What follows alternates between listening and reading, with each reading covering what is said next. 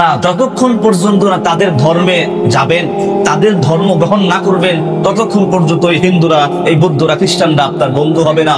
উপরে যদি দেখায় কলিজাটা কেটে ফেলতেছে, তবুও বিশ্বাস করবেন না। এটা একমাত্র আল্লাহ আমাদেরকে সতর্ক করে দিয়েছে 1400 বছর আগে। আল্লাহর কথাটা এখন আমরা হারে হারে টের পাচ্ছি। ও মুসলমান, এই বাংলাদেশে স্বাধীনতা যুদ্ধ হয়েছে প্রায় 54 বছর হয়ে গেল। তারপর থেকে আমরা মিলেমিশে একাকার হয়ে আছি। তবুও এখানেও তারা সুযোগ নিচ্ছে, হিন্দুরা, হিন্দুত্ববাদের উগ্ররা সুযোগ নিচ্ছে। কিভাবে সুযোগ নিচ্ছে?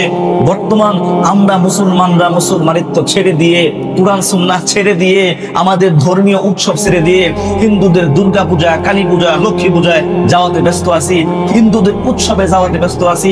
আমাদের বন্ধু বান্ধবের মধ্যে হিন্দু ফ্রেন্ড সার্কেল রাখতেছি, আমাদের বন্ধু বান্ধবীদের মধ্যে হিন্দু ফ্রেন্ড সার্কেল রাখতেছি, ক্লাসমেটদের মধ্যে, ক্লোজ ফ্রেন্ডদের মধ্যে হিন্দু বন্ধু বান্ধব রাখতেছি। এভাবে আমরা আমাদের মেলামেশা শুরু করেছি, তাদের সংস্কৃতিগুলো আমাদের মধ্যে ঢোকানো শুরু করেছি। এটাই সবচাইতে বড় ভুল, এটাই সবচাইতে বড় ষড়যন্ত্রের শিকার আমরা হয়েছি।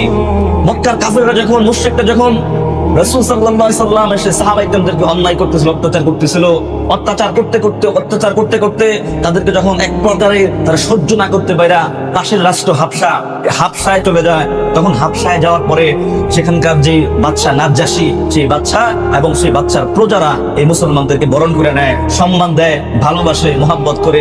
এই মুশরিকরা, এই মালাউনরা তারা কি করেছে? তারা ক্ষান্ত হয় নাই। তারা সেই বাদশার নিকটে, ওই হাবশা দেশের বাদশার নিকটে চিঠি পাঠাইছে, লোক পাঠাইছে, বলছে এদেরকে আপনি বের করে দেন, এদেরকে বের করে মক্কায় পাঠিয়ে দেন, যাতে তারা আরো মুসলমানদেরকে অত্যাচার করতে পারে, নির্যাতন করতে পারে। নিজের দেশ থেকে বের করে দিয়েছে মক্কা থেকে, তবুও তারা ক্ষান্ত হয় নাই, অন্য দেশে আশ্রয় নিছে। তারপরও তাদেরকে মারো, মারো, তাদেরকে ধরো, আমাদের কাছে পাঠিয়ে দাও, আমরা তাদেরকে নির্যাতন করতে পারি। হাবশার বাদশা তখন তিনি বিষয়টা যাচাই করলেন, তদন্ত করলেন, দেখলেন যে না, মুসলমানরা অত্যন্ত ভালো।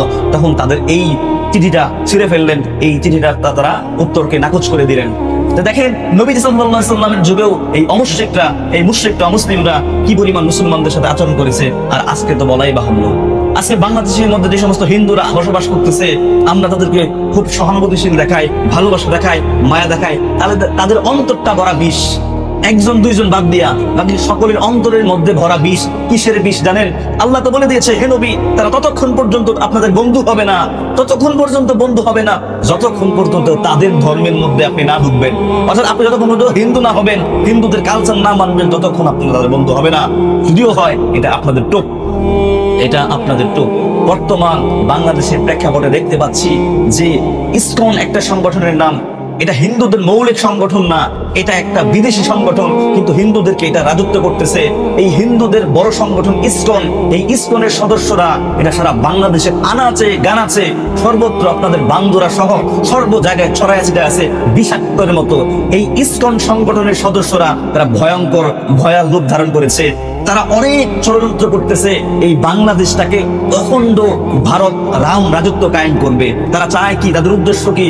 এই বাংলাদেশটাকে অখণ্ড ভারত প্রতিষ্ঠা করবে, রাম রাজত্ব কায়েম করবে, বাংলাদেশ ভারতের অঙ্গরাজ্য বানাবে। এটার জন্য তারা উঠে পড়ে লেগেছে। তাদের ধর্মের লোক হিন্দু কিভাবে বানাবে, কিভাবে তাদের ধর্মের লোক বানাবে, কিভাবে মুসলমানদের মুসলমানিত্ব নষ্ট করবে।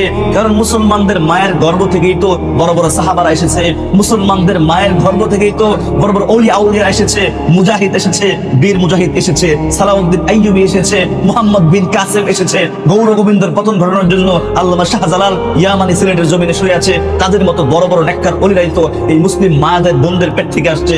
আজকে এই মুসলিম মা বোনদের ইজ্জত যদি নষ্ট করা যায়, মুসলিম মা বোনদের ইজ্জত যদি এই হিন্দুরা নষ্ট করতে পারে, তাহলে তাদের মিশন অর্ধেক সাকসেস। এই উদ্দেশ্য নিয়ে ইসকন সংগঠনের লোকেরা তারা মিশন নিছে যে বাংলাদেশের যতগুলো মুসলিম মেয়ে আছে, সমস্ত মুসলিম মেয়েদেরকে আমরা ভাগুয়া লাভ ট্র্যাপে ফালাবো, ভাগুয়া লাভ ট্র্যাপে ফালাবো।